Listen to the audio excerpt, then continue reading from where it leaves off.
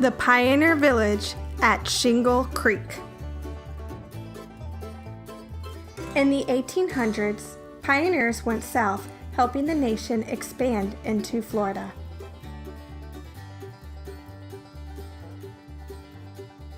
The Lanier House is part of the Pioneer Village in Osceola County. John Lanier migrated to Florida in the 1800s. He established himself as a cattle rancher and became known as the Cattle King. The Lanier House represents a Cracker house style. The original construction was commonly styled as a dog trout house. The settlers, like the Laniers, had to be self-sufficient. They grew vegetables and smoked the meats that they farmed and hunted. What type of farm animals do you think the Laniers kept on their property? If you thought hogs, chickens, and dairy cows, you are right. The wealthy Cadmans migrated to Florida in the late 1800s and remodeled a Florida home to fit their needs. Colonel and Mrs. Cadman occupied one bedroom, their daughter Marjorie in a second bedroom, and the three boys lived in a separate building, calling it the bachelor's quarters. Can you think of an industry perfect for the warm weather of the Sunshine State? Growing oranges! The Cadmans operated a successful orange grove. The citrus industry was a big boom for pioneers. The Florida climate and soil made for perfect conditions for citrus cultivation. The citrus was organized in packing houses near the groves.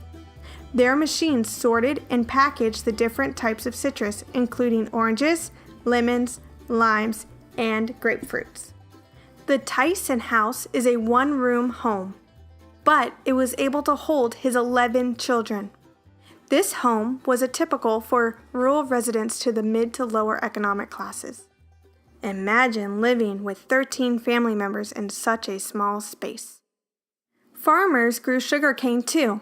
The freshly cut and stripped cane is crushed using a grinder to extract the juice. The juice is then cooked to a syrup using a large chimney. The Seminoles were a mix of several Indian tribes from the southeastern states. Many Creek Indians had moved from Georgia and Alabama. Seminole women wore floor-length skirts gathered at the waist with a short blouse. Those garments were trimmed with ruffles. The women wore many strings of glass necklace beads. The Seminoles designed chickees for their architecture.